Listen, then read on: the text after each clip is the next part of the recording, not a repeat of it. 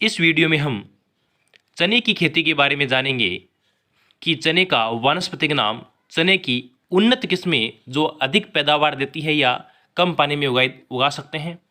इसके अलावा चने की रोग कीट, चने में बीज दर और खरपतवार, इसके अलावा इसकी उपज कितनी होती है उसके बारे में जानेंगे।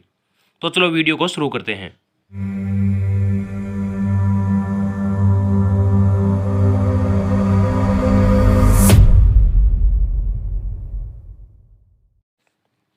चना, जिसको हम ग्राम या फिर काउपी भी कह सकते हैं, काउपी चने को ही कहते हैं। और चने का जो वानस्पतिक नाम होता है वो होता है साइसर एरिटिनम, जो कि फेबेसी या लेग्यूमिनेसी कुल का होता है। बात करें चने को तो दालों का राजा कहा जाता है चने को। इसके महत्व के देखें तो विश्व में कुल चना उत्पादन का 70% भारत में होता है। विश्व में जितना भी चना उत्पादन होता है उसका 70% जो उत्पादन होता है वो सिर्फ भारत करता है। चने में प्रोटीन की मात्रा 21% होती है। चने के दानों को पीसकर बेसन बनाया जाता है, यानी बेसन चने के दानों को पीसकर बनाया जाता है। उत्पत्ति स्थल इसका भारत है। इसकी पत्तियों में मेलिक व ऑक्जेलिक अम्ल पाया जाता है। जलवायु की बात करें तो चना ठंडी जलवायु की फसल है, यानी यह रबी की फसल है। चने की खेती के लिए 70 से 100 सेमी वार्षिक वर्षा वाला क्षेत्र उपयुक्त रहता है। इसके अलावा इसकी मिट्टी की बात करें तो चने के लिए दोमट मिट्टी उपयुक्त रहती है। फसल को दीमक व कटवर्म से बचाने के लिए हमें जुताई के समय क्विनालफोस या मिथाइल पेरोथियान 25 किलो प्रति हेक्टेयर की दर से हमें डालना चाहिए। इसकी उन्नत किस्में देखें तो RS10, RS11, BG 209, यानी जिसका दूसरा नाम होता है पूसा 209, BG 362, GNG 469, जिसका दूसरा नाम है सम्राट, GNG 663 यानी वरदान, GNG 1292, T3, R, SG 44 और PBG1 और G114, ये चने की उन्नत किस्में हैं। चने में बीज दर 60 से 80 किलो बीज प्रति हेक्टेयर के लिए आवश्यक होते हैं। बीजोपचार कैसे करें तो बीजोपचार करने के लिए हमें भूमिगत या दीमक से बचाने के लिए सबसे पहले हमें क्लोरोफाइरिपोस का इस्तेमाल करना चाहिए, या जड़ गलन व उकटा रोग हेतु हमें ट्राइकोडर्मा या कार्बेंडाजिम से उपचारित करना चाहिए। और यदि हमें उपज में वृद्धि करनी है तो हमें राइजोबियम या PSB कल्चर से उपचारित करना चाहिए।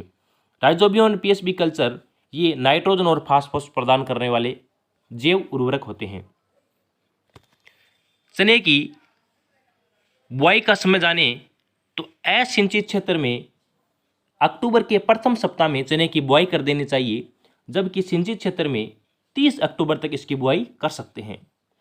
चने में कतार से कतार की दूरी 30 सेमी होती है असिंचित के अंदर, जबकि सिंचित क्षेत्र के अंदर कतार से कतार की दूरी 40 सेमी होती है। खाद उर्वरक की बात करें तो 25 से 30 क्विंटल प्रति हेक्टेयर हमें गोबर की खाद डालनी चाहिए। इसके अलावा 20 किलो नाइट्रोजन और 40 किलो फास्फोरस इसमें डालना चाहिए।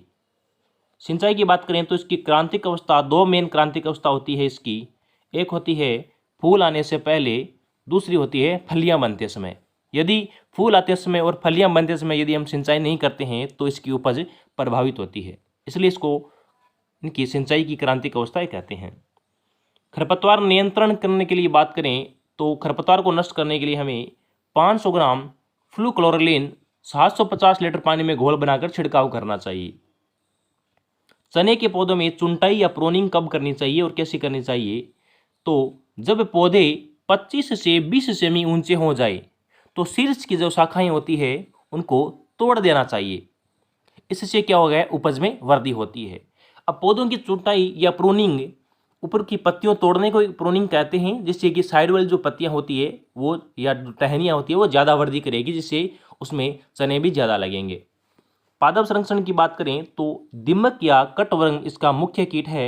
इसको नियंत्रण करने के लिए मिथाइल पेराथियान 2% या क्विनालफोस 1.5% चूर्ण की 25 किलो मात्रा प्रति हेक्टेयर की दर से हमें डालना चाहिए। यानी इसकी जगह हम 25 किलो क्या ले सकते हैं, क्विनालफोस या मिथाइल पेराथियान ले सकते हैं। फली छेदक की बात करें तो एंडोसल्फोन या मिथाइल पैराथियान या क्विनालफॉस की 25 किलो मात्रा प्रति हेक्टेयर की दर से हमें छिड़काव करना चाहिए। देखो कीटवर्म फली छेदक और दीमक जो कीटवर्म है इसकी जो मात्रा है यहाँ पर 2.5 किलो प्रति हेक्टेयर है और इसमें भी यहाँ पर 2.5 किलो प्रति हेक्टेयर है, क्योंकि 2.5 किलो यानी 2.5 किलो क्विनालफॉस या 2.5 किलो मिथाइल पैराथियान को 1000 लीटर में पानी में घोल बनाकर इसका छिड़काव करना है। 25 किलो तो बहुत ज़्यादा हो जाएगा। रोग की बात करें तो इसका जो प्रमुख रोग होता है वो होता है झुलसा रोग, जिसको हम ब्लाइट रोग भी कहते हैं।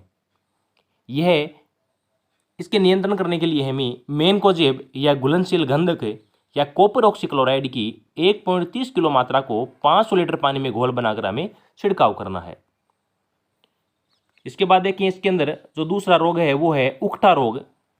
उकठा रोग या विल्ट रोग या इसको सूखा रोग कहते हैं। इसके बचाव के लिए रोगरोधी किस्में को उगाना चाहिए, जैसे RC 888, C 235, BG 256 आदि किस्मों की बुआई करने से उकठा या विल्ट रोग से बचाव किया जा सकता है। पाले से बचाने हेतु हमें गंधक का तेजाब 0.1% यानी 1 लीटर गंधक को 1000 लीटर पानी में घोलकर छिड़काव करना। 1 लीटर गंधक को 1000 लीटर पानी में घोल बनाकर छिड़काव करना, या हम ऐसे भी बोल सकते हैं कि 1 ग्राम या 1 अम्ल को 1 लीटर में घोल बना के छिड़काव करना।